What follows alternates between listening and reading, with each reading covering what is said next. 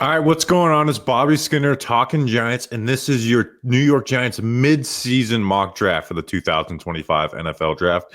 And I'm really excited for this because the Giants are going to have a high pick, right? Not excited about the season, but this is the most fun part about being a Giants fan recently, unfortunately. So we're going to do a full 7-round mock draft. The Giants have their first through fourth round pick.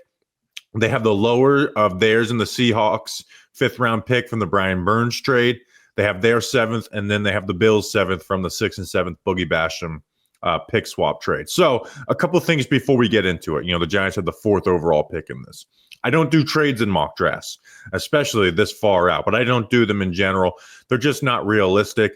You can't force a trade, and it's usually not what these mock draft simulators give you. The Giants, they're projected to get a 4th-round comp pick right now, but the projections have been a little off in recent years. But I don't put any comp picks in this mock draft, right? Not until the season's over. It's just too hard to project that. Right now, nobody technically has a comp pick, even though the Giants will likely get a 4th because of the Xavier McKinney and Ben Bredesen contracts, counteracting some of the ones the Giants brought in. Other thing like philosophies. People always come away from mock drafts worrying about what positions you didn't get. The NFL draft is about getting good players, especially once you hit day 3. Like on day 3, the likelihood is that player won't be good at whatever position they fill. So take the player that you think has the best chance to be good. Like you don't draft a cornerback in the 5th round because the Giants' cornerback room isn't good. I use PFF's mock draft simulator in this, and they can be really wonky this time of year. So I cross-reference some guys' big boards that I respect just to make sure, because a couple of years ago, I took Christian Gonzalez in the 3rd round and Trey McBride in the 4th round. That obviously wasn't realistic, even though I did have a good eye for talent. And then we talked about the Giants draft pick. So let's get into it. The first 3 picks of the draft went, the Jags took Travis Henner, cornerback, wide receiver out of Colorado. Colorado again with the Tennessee Titans, they took Shedeur Sanders, so first quarterback off the board. The Browns went defensive tackle out of Michigan, Mason Graham. So, with round 1, pick 4, for the second time in 18 Giants mock drafts that I've done, I will be taking a quarterback. Only other time I've done that was Jaden Daniels in this bye-week mock draft last year where the Giants were 6 overall and they ended up staying at that spot. So, round 1, pick 4, the New York Giants are selecting quarterback Cam Ward out of Miami, transferred from Wazoo and now the favorite to be the Heisman. I'm a Miami guy. I don't watch college football a ton in season. This was tough for me because I don't believe in forcing quarterback just because you need it.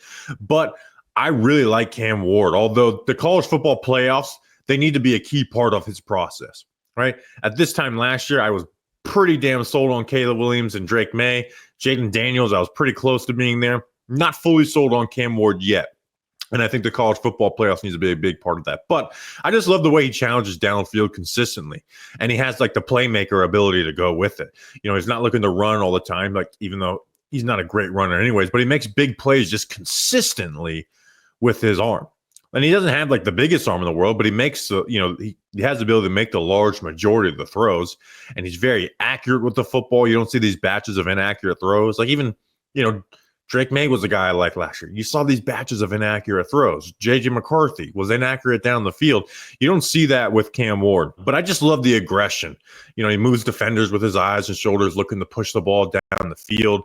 And he uses the middle of the field, which I think is a big tell for me, especially when you don't have the biggest arm, the most athleticism in the world. My thing is all right, how do you operate the middle of the field, right? That was big for me and looking at Joe Burrow.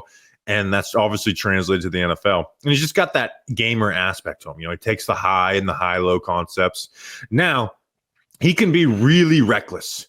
My first intro to Cam Ward was last year. I actually watched him play at UCLA 5 different times for Darius Muasau, the undrafted free agent Alex Johnson, and then Latu Latu and the Murphy brothers. So that was the only film I really watched of Cam Ward, and it was an awful game. It was his worst game of this, probably his career. Sub 50% completion percentage, 2 interceptions, and it was really reckless. You haven't had that at Miami, but the recklessness is still there for better or worse. You see amazing miracle type plays that he makes. You also have him throw across his body for an interception multiple times. A 3rd and goal where he just floats up a ball and it turns into an interception. Some fumbles trying to make plays in the pocket. Like, you got to clean that stuff up. Now, I love the aggression, right? If that stuff is there every once in a while, I'm fine. I'm not fine with it, but I'm willing to work with that player. But I like the tape. He gets you out of dead plays, which I think is so huge in a young player who's, growing. He's aggressive. He has like the come from behind clutchness to him, like the Cal game. Now, I really liked Abdul Carter from Penn State, the edge. Really, really liked him. I think he can be a special player. It's hard to pass up on that guy because Cam Ward, I think, could be really good. I think he can be great. Not 100% sold, but it's a quarterback position, and I think he's someone that you take a shot on. Carter, man, I'm confident he's going to be special, right? And I feel like defensive players sometimes it's just easier to tell. With Abdul Carter, I like him more than Mason Graham. If you told me him versus Travis Hunter, I'd have a hard time picking between the two. I think Abdul Carter is one of those types of players. It'd be really hard to pass on him, and he's new to the edge position, anyways. But I wanted to make sure I'm being true to myself and not just forcing quarterback because the Giants need it so much. And last year, I would have taken Caleb Williams, Drake May, and Jaden Daniels and said no to J.J. McCarthy, Bo Nix, and Michael Penix. And that was my rankings 1 through 6 last year. And I think he would slide right in the middle of there, But I can confidently say that there's just so much more that I like about his game than a J.J. McCarthy, who was my quarterback 4 last year. Now, again, I don't like him as much as the 3 last year, but I like him more than J.J. McCarthy. The playoffs, again, I want to see where he's at. But I cross-reference big boards of guys I respect, of Jaden Daniels ranking, who I would have drafted last year compared to, where they had Cam Ward. Dane Brugler had Jaden Daniels 8th, Cam Ward 16th. Obviously, it's different years, too.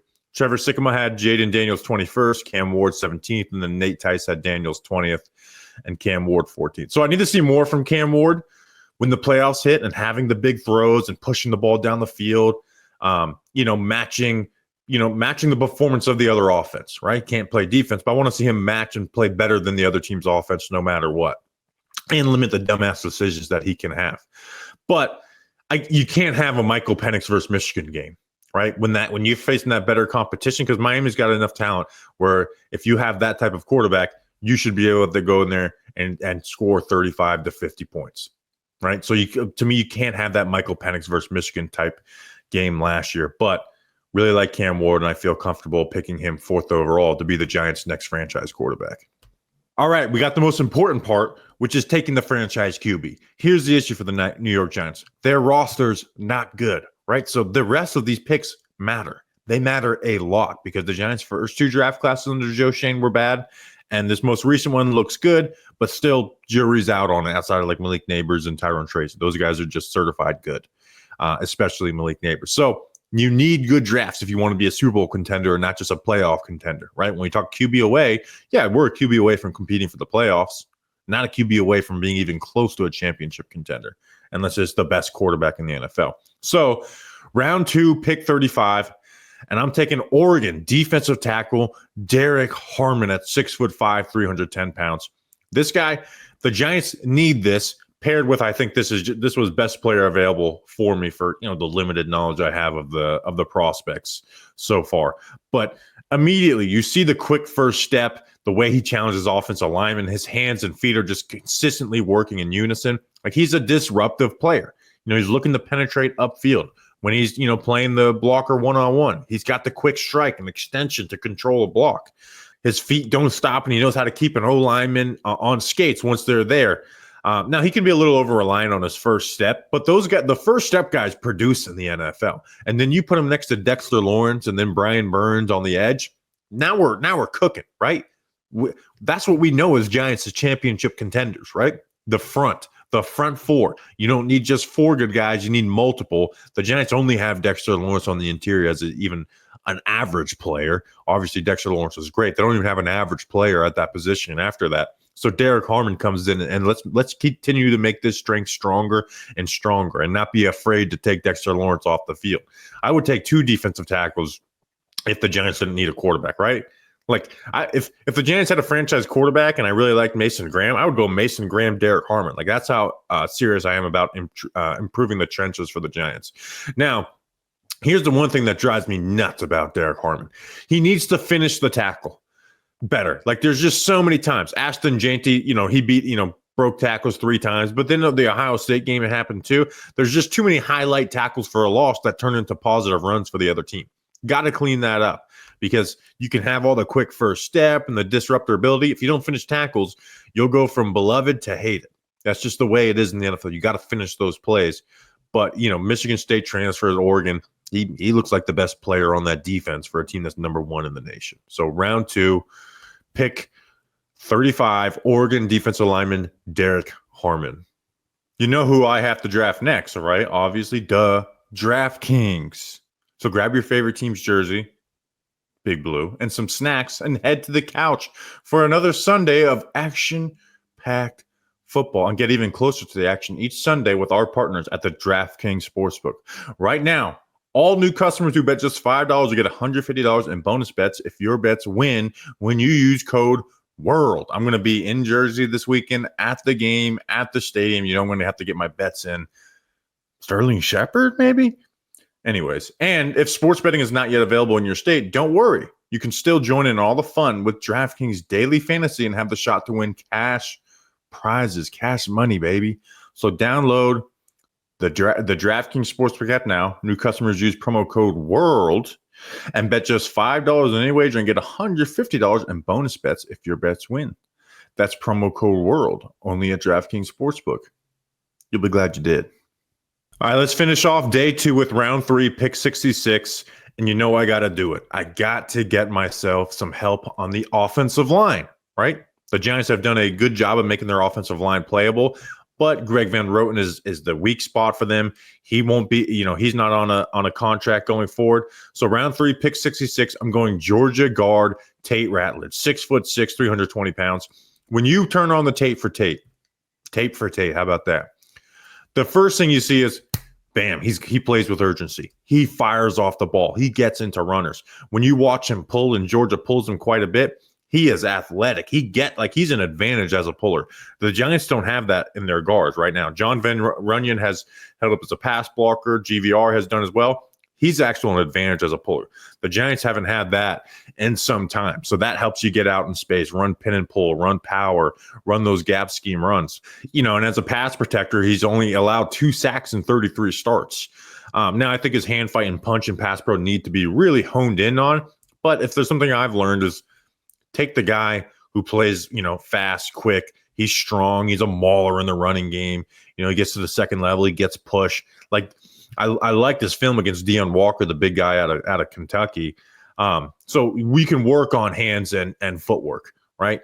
What you can't teach you is the urgency that he plays with, and he's had good pass blocking results as an SEC offensive lineman. So finishing off day 2, we got our quarterback. Let's talk about the trenches, and that's what I'm doing with Georgia guard Tate Ratledge with the 3rd round pick 66 overall. All right, kicking off day 3 of the NFL draft. This is where you make your money, right? This is where you really see how good of a talent evaluator you are. And the Giants have an early 4th round pick 101. And I'm taking Maryland wide receiver Tai Felton, 6'2", 186 pounds. He's had a breakout year, 1,000 yards already. He's matched what he's put up yardage wise his entire career. He's first in Power 5, in receptions. Second in yards, only after McMillan, who's going to be a top 10 pick out of Arizona. I don't know why I tried to see if there's any talk about this guy, and there's just really not any, right? Because I saw this and I was watching his film, and listen, he's not a great player, but I was like, I feel like this is a guy people would be higher on. For some reason, he's not. PFF has him 112th.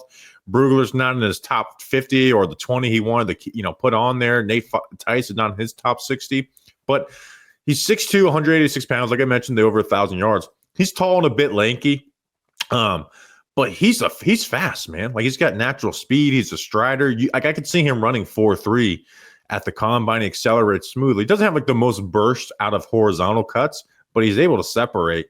I think he runs a good route tree. He uses cell. He ran a bunch of curls versus off coverage. And I think he has that big playability. He honestly reminds me of Darius Slayton. And the Giants may be in the business of replacing Darius Slayton for immediate quick need. But I'm someone that's in favor of bringing back Darius Slayton. But even then, Plan for the future, right? Plan for the future and have a Tai Felton in the 4th round, who I think is going to be a good player.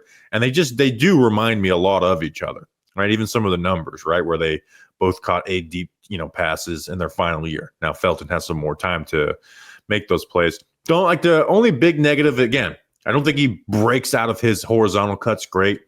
I saw him get knocked off his track a couple times by some physical Oregon cornerbacks, but he also drew penalties doing that as well that led to points for Maryland. So maybe I could see that when I look back at this, he ends up in the 2nd round. I don't think he's ever going to be this alpha wide receiver one, but to me, I think he's going to be a clear contributing wide receiver 2 in the NFL. All right, round 5, pick 145. Like I said, this is the lesser of the Giants or Seahawks pick. So the Giants traded the 2nd and the 5th to the Carolina Panthers. And again, it's the lower of the 5th round pick, I believe, of the Giants and Seahawks pick that they got in the Leonard Williams trade. So round 5, pick 145. We're going to get LSU edge Bradyn Swinson. 8 sacks and 12 tackles for a loss through 10 games for LSU. He's been really productive for them, and just edges for college football. He's 10th in total pressures, 8th in win rate for that. And I don't know if this guy's ever going to, I don't think this player that's going to be a gem. We're like, man, he turned into be this great player, but I think he'll be useful. He's got good get off. He tests offensive tackles in a hurry, right? If you get off the ball slow, he'll make you pay. He's just a good overall athlete. Now, I'd like to see more bend out of the edge for a player like him. And I just don't think he's able to generate a ton of speed to power the way you want. But I think he's just got a good pass rush plan consistently. He looks to use the stutter step, uses his hands well, makes plays in the run game. And you see that in the tackle for a loss number. And something I look for in edges, on day 3, because it's not a great position to draft on day 3, historically. But like a guy like Yaya Diaby, who ended up going 3rd round, but I thought was going to go day 3. Give him a favorable matchup, and I want to see him dominate it, right? When you play edge, you're going to face tight ends. That's the reality. I want to see you dominate that matchup. And I think Swinson does that consistently. And I'm like, that just, to me, looks like a useful player. But round 5, pick 145, going to get Bradyn Swinson, edge out of LSU. All right, round 7, we have 2 7th-round picks. This is where the grimy Talking Giants listeners, right? This is where the Talking Giants live stream gets a little out of hand. On day 3 of the draft. But the Giants do have 2 7th-round picks. And with round 7, pick 192, I'm taking a project, and that's Rutgers offensive tackle Hollin. 6'8", 344 pounds. And the man cut weight to get out there. It's really a great story of how he walked on Rutgers from Trenton, New Jersey. And he, cut down from 400 plus pounds. He barely played any ball before even going to college. He played D-line his junior year of high school, first time playing football, then O-line his senior year. This is a project pick, right? He's not ready to play in the NFL. I don't think he's even that close to ready. But you watch him at Rutgers, and you're like, oh, he's able to protect the passer in college with his length and the strength that he brings. And then, in the run game, he obviously gets movement. But the feet can be a little bit lumbering, so maybe you have him drop some more weight. But this is like a true dart throw. Let's see if we can get out of him. Take the neck roll off. He wears this neck roll. Stop ducking your head into blockers, right? Day 1, if I'm Carmen Brasillo coaching, and if Carmen Brasillo's still here in this coaching staff here, is I'm saying get rid of that neck roll and stop ducking your head into blocks. Stop ducking your head into blocks. You're never going to play. You will get cut in year 2. All right, so we're going to focus one thing at a time. But that size, I think he's athletic enough to really work with that. But he is a stash player. There's no way he's ever getting on the field in year 1. And if you let that happen, you have done a bad job, once again, with the swing tackle position. Shout out all the Bobby swing tackle tweets. Round 7, pick 192, Rutgers offensive tackle, Hollin.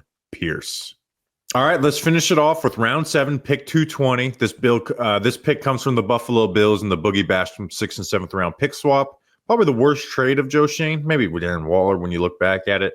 But round 7, pick 220 from the Bills, going South Carolina running back Raheim Rocket Sanders. This guy's where I'm from, over in Brevard County, Florida. 6'2", 225 pounds. This guy, after 2022, was viewed as a guy who would be top of the running back class the next year. He was 11th in the nation in rushing, second in the SEC over guys like Jahmyr Gibbs, Devon Achane, Ray Davis, Jalen Wright, had 6.5 yards per carry.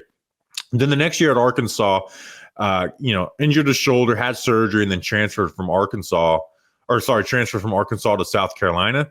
And he's played better. I don't think he's reached that 2020 version himself. I don't think he's ever going to play himself into a top 75 pick. But like he's played well for South Carolina this year, right? You see the size, right? So he gives you some short yardage ability. He has enough athleticism to have like some good breakaway numbers. And then you just watch the way he runs through tackles. Like go watch the game-winning touchdown he had versus Mizzou, which I think was just like a week or two ago. Just nasty, right? They throw a little shovel pass to him. He runs over 4 guys. And then South Carolina wins that game. So I feel like if you've watched all my mock drafts, there's usually like a dart throw running back in the 7th round every single time. Like I bet you there's like an 80% Bobby taking a running back in the 7th round clip. So to recap, we started off with a big bang, right? We go Miami quarterback Cam Ward, round 1 pick 4, the electric quarterback out of Miami. Again, college football playoffs are going to mean a lot to me when it comes to evaluating him. But the watching, broadcasts bye week, I think there's enough to say that he would have been someone I would have been willing to take last year. 2nd and 3rd round, we're trying to develop the trenches. Derrick Harmon, defensive tackle out of Oregon in the 2nd round. 3rd round, Tate Ratledge, the guard out of Georgia. And then round 4, Tai Felton, wide receiver out of Maryland. Really like him, late bloomer.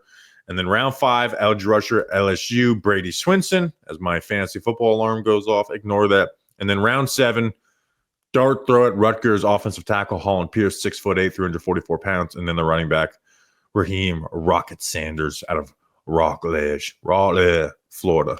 So I hope you guys enjoyed this. Make sure to like and subscribe to the channel. I think we'll be your number 1 spot for Giants coverage. How about that? We'll see you on the next one. Until then, we got an interview with Dexter Lawrence coming out on our preview pod. It's only 6 minutes, but it's coming out. Until then, let's go Big Blue.